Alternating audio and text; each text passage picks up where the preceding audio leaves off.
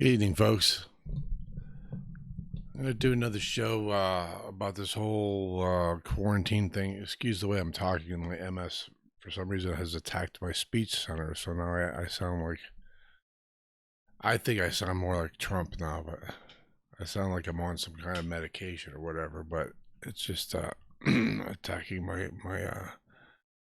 tongue and my speech center. So hopefully you'll be able to understand me. Um, I've had some comments over the videos that I put out here recently concerning Trump and how I think he's an idiot for not taking, you know, taking this coronavirus more serious and etc. Let me explain something. This is not political in any way. People said I'm a leftist, something or other. I'm not into politics. I don't even know what the hell that means. All I know is that this is a health issue. I have health issues.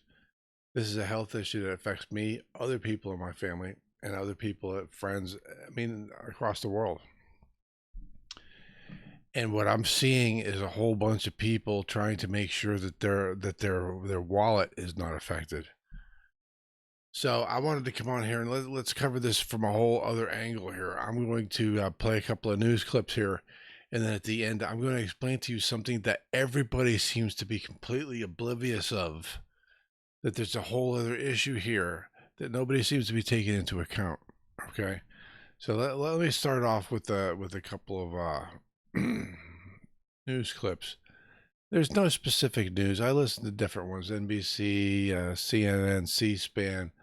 I'm been keeping up on this for months since January. So let's get to the first news clip.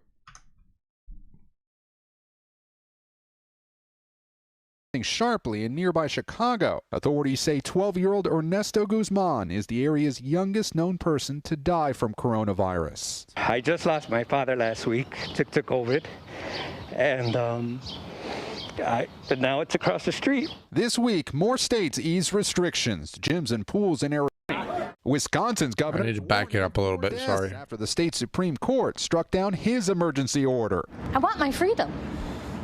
Basically, I don't think I should be under house arrest. Cases are...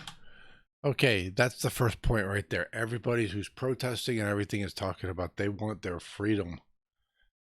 Okay, we have the constitutional rights in the United States. Okay, I understand why these people are protesting. They feel like their constitutional rights are being infringed upon.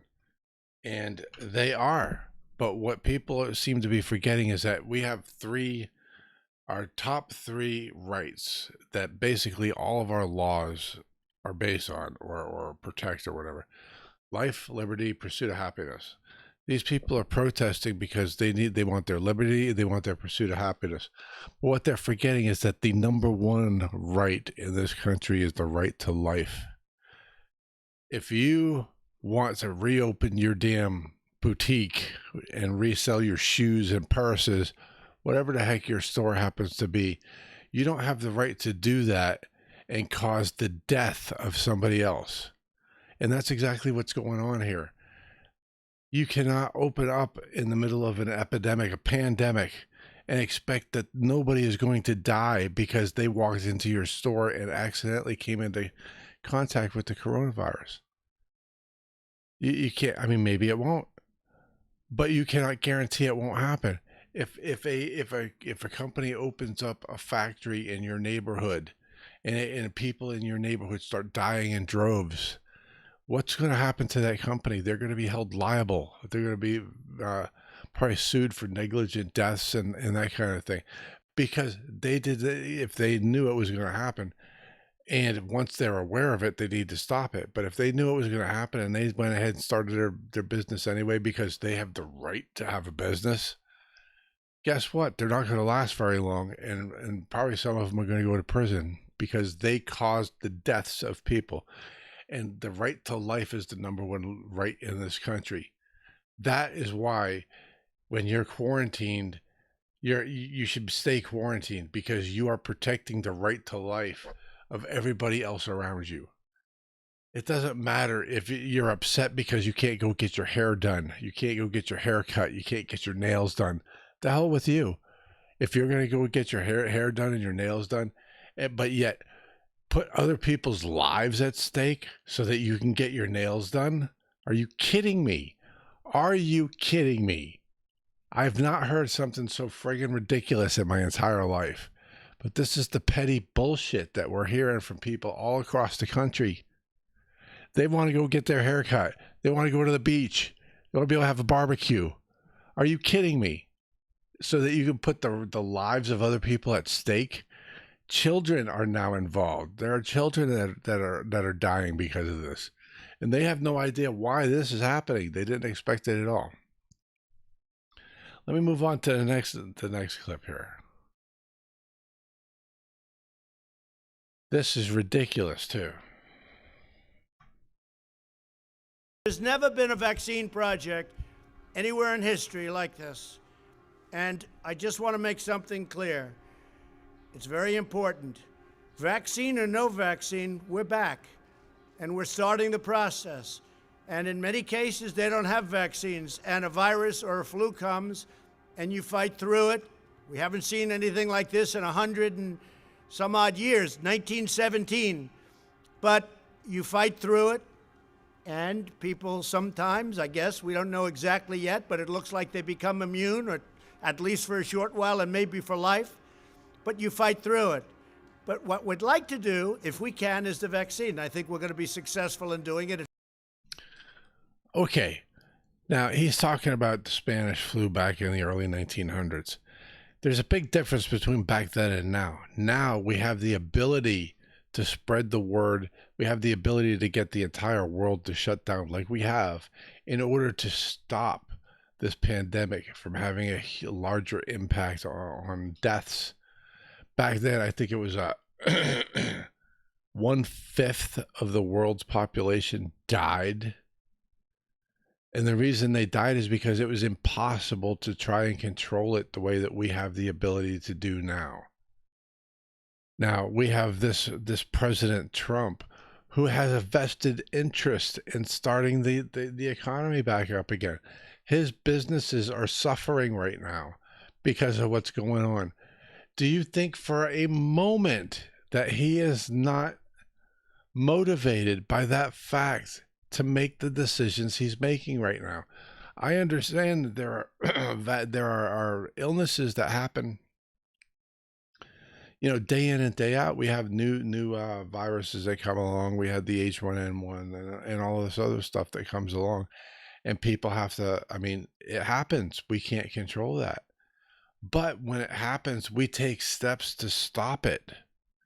And luckily, aside from the Spanish flu 100 years ago, we have not had one come at us that was this virulent and deadly.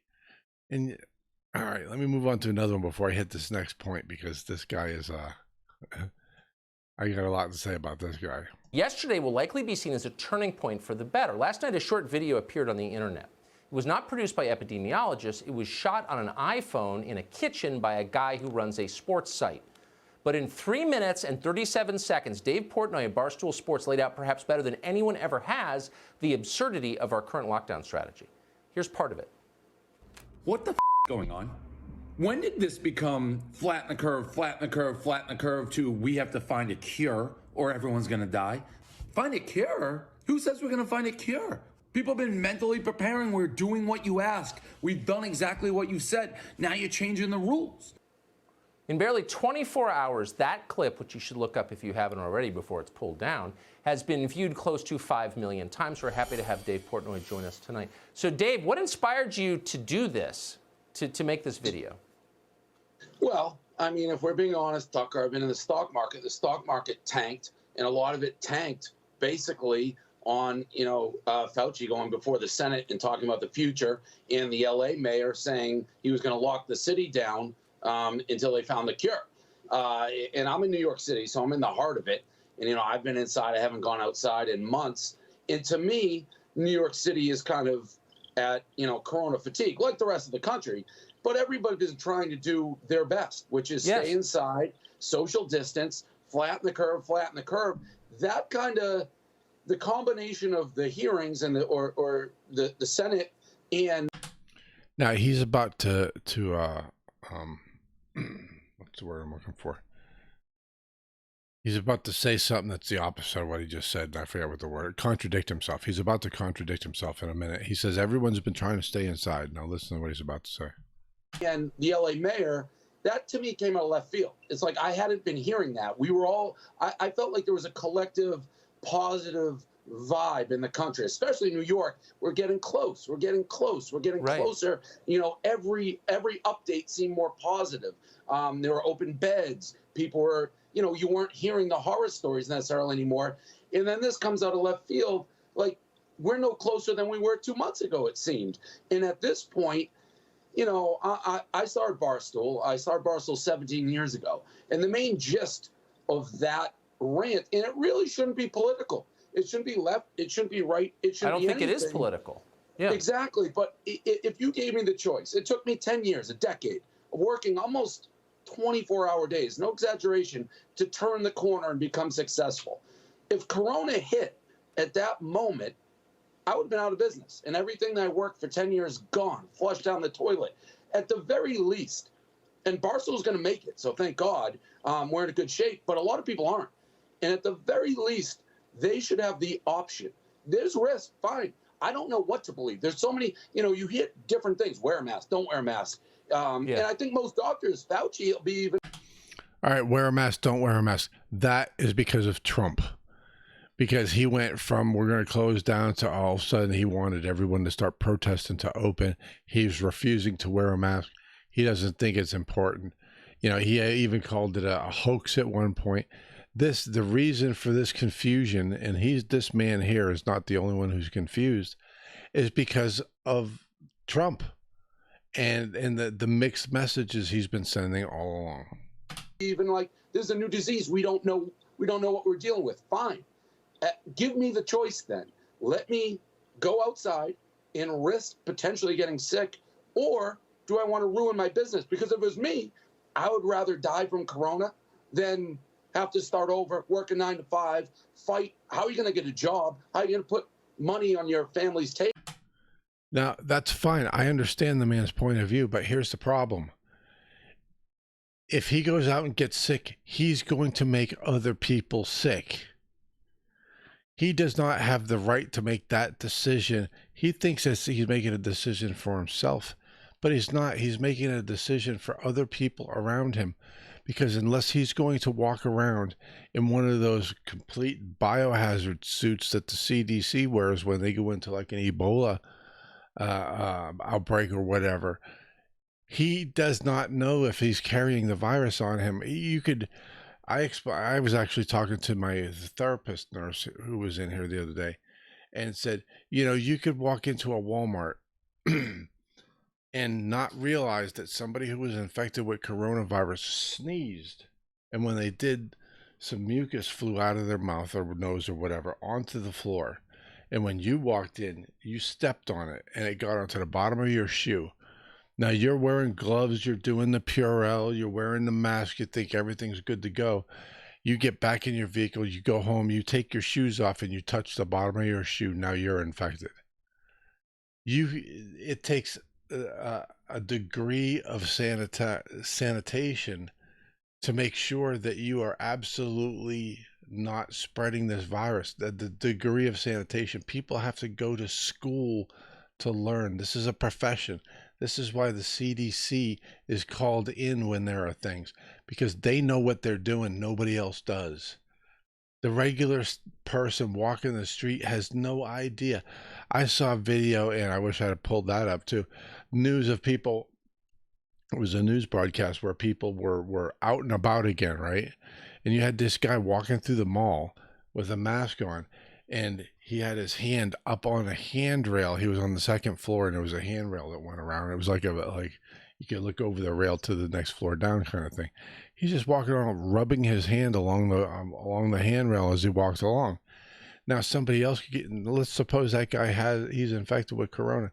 Now he's just covered that entire handrail with coronavirus. Now someone's kid comes along and touches it, and then they go home and then they give grandma a hug. Do you see how this spreads? Because people they don't know, they're not educated enough to make sure that they are not catching and redistributing this disease. Table when the economy is going to be gone. So that was really the rant. It's at the very least, I feel bad for people who aren't given the choice. What's worse, losing my business, my livelihood, or the chance of getting this disease, which we honestly know so little about, I feel. But that's not the choice. That's the problem. Everyone is looking at it in those terms. The choice is stay at home or reopen your business and potentially killing dozens of people. If you knew that if you went to and reopened your business, or even, let's say, attended the barbershop or a nail salon, and because you went there, one person died, would that bother you? It would bother me to know that, because I didn't know that I had touched something, and then I went into a business and touched something that somebody else touched, and they caught it and they died. It would be on me. That would be my responsibility. Their death is on me. This man, like so many other people, and Tucker Carlson himself, aren't taking that into consideration. It's not about you. It's about what your action is going to do. It's about your action killing or potentially killing other people. And even if your action doesn't directly kill that person, you cause somebody else to become infected who does cause the death of somebody else, because this is a domino effect. I feel like we're no closer. That's what I think the problem is. So you've been attacked as some kind of science denier for putting this on the internet pretty bitterly. Forbes just wrote a whole piece about how you're wrong. But you've taken this seriously from the beginning. You just said you've been indoors for months. It's not like you've denied the reality of the disease. Tucker, a week ago, I said everybody, I did the same exact rant, except it was about masks. And this is a lot of people on I guess the right would disagree. I said, hey, everybody wear masks. You know why? Because if there's a 0.00001% chance that somehow helps and gets people back to work, then throw it on. There's nothing to lose. But that's a problem. People aren't doing that. So I've been on both sides. I'm not trying to make a political. And by the way, the Forbes guy, I haven't seen the article. He sent me an email 5 minutes before I came on and said, basically everything you said was garbage. Do you want to defend yourself? But apparently already went to print. So, yeah, it went to print hours ago. That's kind of the way it works. Sorry about that. NASCAR apparently is going back online on Sunday, I think, at Darlington, maybe. Yep. I know you're a NASCAR fan. Do you think other professional sports will soon come back? Should they? Yeah, it sounds like they are. I mean, the holdup in baseball sounds more about the money side of it. But, you know, the NFL, I think they will. And, you know, I've had my differences with Roger Goodell, even though I don't know if you heard, I am going to spend a Monday night football in his basement with him. But, you know, he'll He's come submitting. back. Yeah. Roger Goodell, he doesn't care about anything. He may be the guy that gets it back in the streets. Huh. Well, that's probably good news. And finally, like, what's your plan now? That you've been holed up, you've expressed your frustration, you think the policies are stupid, which they are. How are you going to live going forward? The policies are unreasonable as far as we should have to go through this. The problem is that if we don't, we're going to experience another Spanish flu situation where we're going to have millions of people die. And therefore, it is the responsibility of every civilian in the country to suffer, to suck it up and go into quarantine so that hundreds and thousands of other people aren't dying, so that you can get your hair done. I mean, again, this isn't, the crazy thing is, this isn't about me personally. Bars will be fine. I feel bad walking around the city and all these restaurants that you're starting to see, you know, signs that say we're not coming back. And the crazy thing is, if you go for a walk on the Hudson River, like today when it's 75, there's tons of people outside. Bingo, right there. That's where he contradicted himself. A minute ago, he was claiming, man, we've done everything you've asked us to do, and now you're saying we got to do more. He just said no. When he goes outside, there are dozens of people outside. The problem is that because the businesses themselves are closed, that is the problem. The people are still going out. It's just the businesses that are suffering. But the businesses are closing because people tend to congregate in businesses, and that causes the problem to become worse. It's bad enough that these dumbasses are out here in the neighborhoods spreading the virus. I mean, this guy, I'm pretty sure he lives in New York, if I remember right. Now, New York, I'm sure you've watched the governor of New York saying, okay, we've brought it way back down, but they're still getting like 400, I think 400 new cases a day. And they've tried to figure out why. Where is this coming from? And 66% of the people that they've asked say that they've stayed at home. Those people are lying. The reason that you're still getting new cases every day is because these 66% who are saying they're staying at home are the ones he's seeing out on the street. That's what the problem is. The reason we haven't been able to open up all of these businesses with impunity, knowing we got it, we killed the virus, we're ahead of the game, we can reopen everything now. The reason we can't is because the dumbasses who are going out there because they want to get their hair done, they want to visit their cousin, they want to do this and that. They have the right to do that. That is why this thing is still going on. It's because you didn't listen and you're lying to people about what you're doing, and then you're getting sick and going to the hospital and lying to them about why you're sick. And now that's skewing the numbers. So now nobody can figure out why. Well, why are these people still getting sick if they're staying at home? Because they're lying to you. They're not staying at home. That's why they're getting sick. Because if they were staying at home, they wouldn't be getting sick. I mean, it's common sense. If they're staying at home for 2 months, it's impossible for them to have picked it up. So they had to have gone out. So the policies aren't necessarily even keeping people inside. It's just keeping businesses closed. And by the way, if Florida's open and New York's closed, guess what? I'm going to Florida, and then I'm coming back to New York, and lots of people are going to do that. So the whole thing isn't going to work. The policies are flawed regardless. Yeah, no, the policies aren't flawed. The people are flawed. It's dumbasses doing stuff like that that's going to cause this to explode again. If you say, well, I'm going to go to Florida because down there I can go to the beach, what the hell is wrong with you? What in the hell is wrong with you? Do you have some kind of a mental deficiency? Do you not realize, that is the problem? The way that this virus works is somebody can have the virus,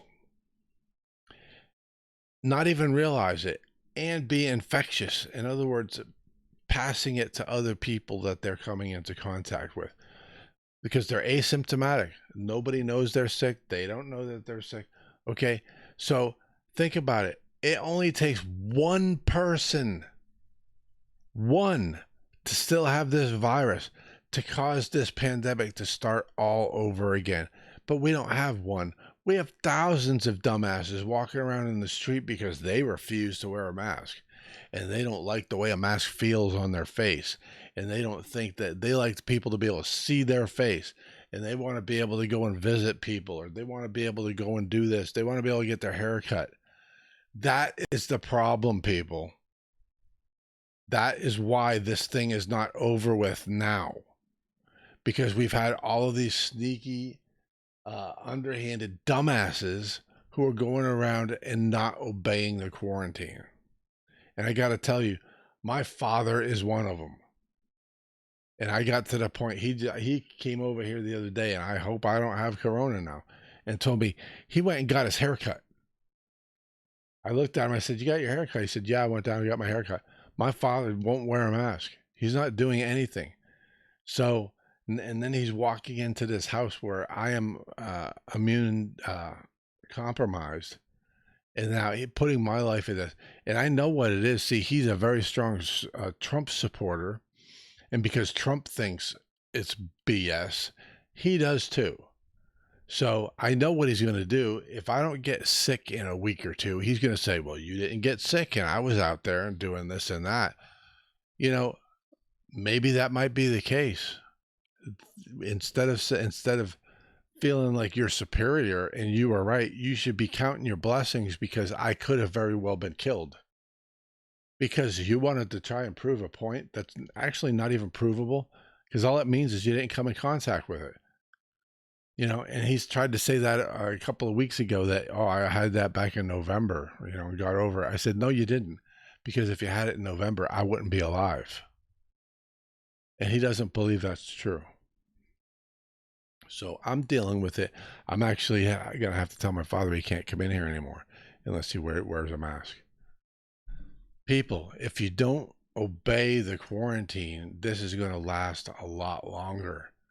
We need to obey the quarantine, stay at home, stop going out. Regardless of how you look. Stop whining about your goddamn hairdo and your nails and stupid crap. Now, it's unfortunate that that businesses are going to close, but let me tell you something. Businesses in New York are going to suffer if half of the population of New York City dies. You have to have living, breathing customers in order to have a business. And if you're killing people because you need to stay open a couple of months more, because let me tell you something, that's probably all it's going to be. Because this is going to pick back up, and they know the next wave is going to be worse than what we've already experienced. Let me tell you something. Let me pull up some stats here that I went and looked up. Okay, I'm not going to show you this because it's, you know, it's a published by National Geographic thing where they collected all of the data. Do you realize that today, as of the end of this week, the death toll from this coronavirus is going to exceed the death toll of the Vietnam and Korean War combined. Those two wars lasted 15 years. It took 15 years of war, of bombs and bullets going off, landmines, you name it, to kill as many people as this virus has killed in a couple of months. People, you need to start looking at the reality here. The reason that the death toll is where it's at is because, for the most part, a lot of people went into quarantine and it was able to keep the death toll down. Had this been 100 years ago when we couldn't have done this worldwide shutdown, this death toll would probably be 10 times what it is now, at least. We would probably be closing in on the same type of death toll that happened during the Spanish flu. You need to stay at home. This whole reopening things, this is going to adversely affect our economy, because when we turn around and we have no choice but to shut everything down again, because we've got deaths in the millions, that's going to have a much worse effect on the economy than this has.